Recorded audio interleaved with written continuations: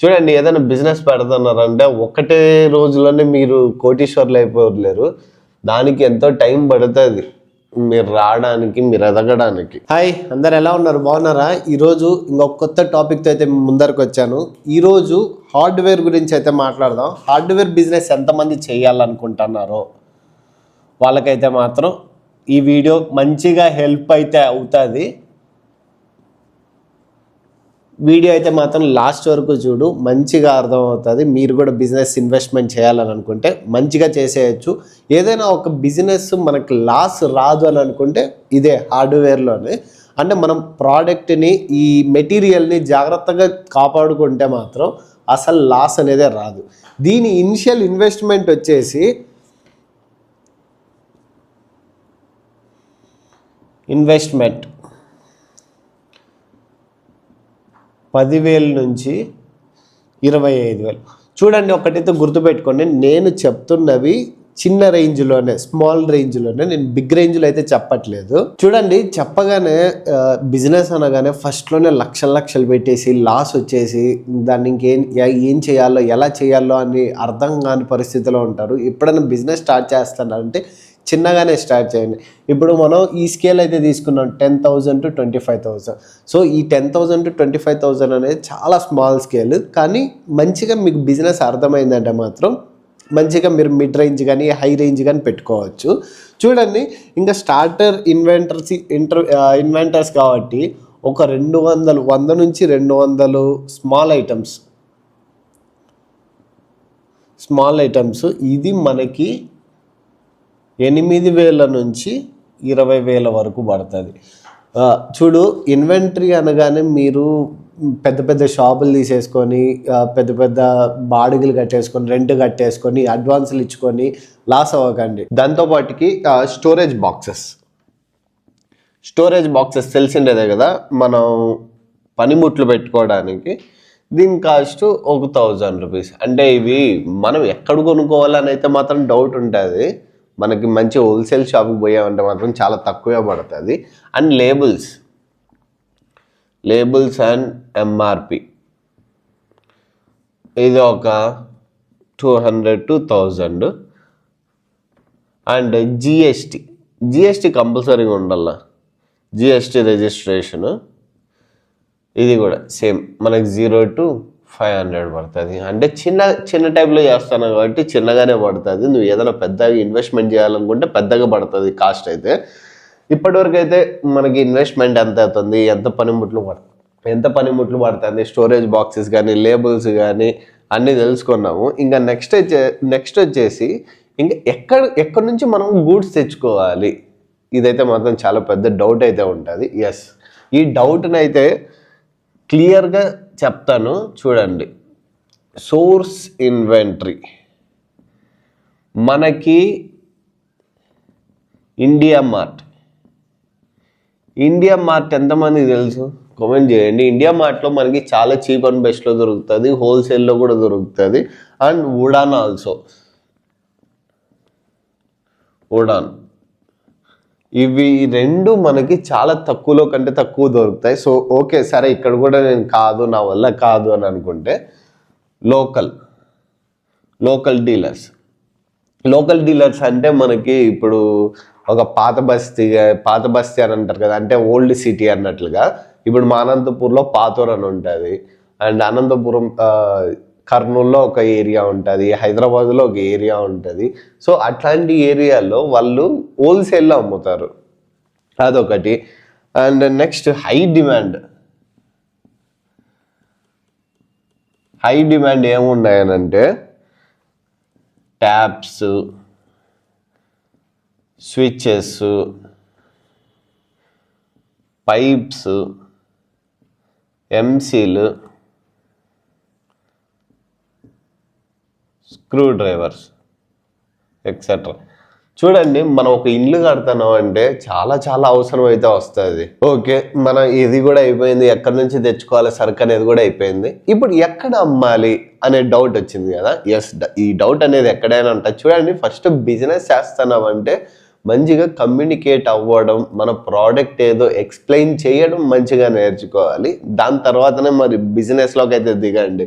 మనకి ఏది మాట్లాడేకి రాకుండా గూడ్స్ ఒకటి తీసుకొని వచ్చి పెట్టుకున్నామంటే వాళ్ళే వస్తారులే కస్టమర్స్ అనుకుంటే అవ్వదు ఇక్కడ. సరే, వేర్ టు సెల్, ఎక్కడ అమ్మాలి? లోకల్ ఏరియాలోనే అపార్ట్మెంట్స్ అండ్ హార్డ్వేర్ స్టోర్స్. చూడండి, ఇది మనం బిజినెస్ చేస్తున్నాం అంటే ఏదో ఒక పెద్ద అమౌంట్కి తీసుకొని వచ్చి ఇంకొకరికి చేయడం కాదు, ఓకేనా? మన ప్రోడక్ట్ ఎంత బాగుంది, ఎంత క్వాలిటీ ఉంది, ఎంత డ్యూరబిలిటీ ఉంది అనేది అయితే మనం ఎక్స్ప్లెయిన్ చేయాలి. ఒకటి అపార్ట్మెంట్స్ వాళ్ళకి, అపార్ట్మెంట్స్లో ఎప్పుడు ఏదో ఒక రిపేర్ ఉంటూనే ఉంటుంది. ట్యాప్ పోయింది, పైప్ పోయింది, ఏదో స్విచ్చెస్ పోయినాయి అని. అండ్ ఇది వచ్చేసి హార్డ్వేర్ స్టోర్స్. వీళ్ళు ఏం చేస్తారంటే సేమ్ మనలాగే వీళ్ళకంటూ ఒక షాప్ ఉంటుంది, మనకంటే షాప్ ఉండదు. మనం చాలా చిన్నగా చూసుకుంటున్నాం కాబట్టి స్టార్టింగ్లోనే మనకి షాప్ ఉండదు. ప్రోడక్ట్ తెచ్చుకున్నామా మనం ఇచ్చేసామా అన్నట్టుగా. అండ్ నెక్స్ట్ ఆన్లైన్, అది మీ ఇష్టం. ఆన్లైన్ చేయాలనుకుంటే చేయొచ్చు, లేదంటే లేదు. ఇది నేను పర్టికులర్ మ్యాండేటరీ అని అయితే అనట్లేదు. కొంతమంది అయితే చేస్తారు, అమెజాన్ కానీ, మీషో కానీ, ఫ్లిప్కార్ట్ కానీ, కొంతమంది చేస్తారు. నేనైతే పర్టికులర్గా చెప్పట్లా ఇదే చెయ్యండి అని. And next business to business, B2B customer కాకుండా B2C కాకుండా, బిజినెస్ టు కస్టమర్ కాకుండా బిజినెస్ టు బిజినెస్ టైఅప్ అయిపోండి. టైఅప్ విత్ ఎలక్ట్రీషియన్స్ కంటే మీరు కొంచెం అంతో ఇంతో బాగా మంచి బిజినెస్ అయితే మంచిగా జరుగుతుంది. ఎందుకంటే వాళ్ళు ఎక్కడో చోట పనికి పోతుంటారు, వాళ్ళకి అవసరం వస్తుంది. సో వాళ్ళు మీ దగ్గర కనెక్ట్ అవుతారు. అంతో ఇంతో డిస్కౌంట్ ఇచ్చారంటే అది కూడా చాలా హ్యాపీగానే అవుతుంది. ఎలక్ట్రీషియన్స్ అని, ప్లంబర్స్ అని, పెయింటర్స్ అండ్ కాంట్రాక్టర్స్. చూడండి, మెయిన్గా ఇలాంటివి గనక టైఅప్ అయ్యారండి, ఒక 1% 2% వాళ్ళకి ఇచ్చినా కూడా దీంట్లో మొత్తం మీద పోయినా మనకు ఈ అసలైనది ఒక 10 to 20% అయితే మాత్రం మిగులుతుంది. ఇక్కడ వరకు అర్థమైపోయింది కదా? ఏమైనా డౌట్ ఉంటే కనుక కామెంట్ అయితే చేయండి మర్చిపోకుండా.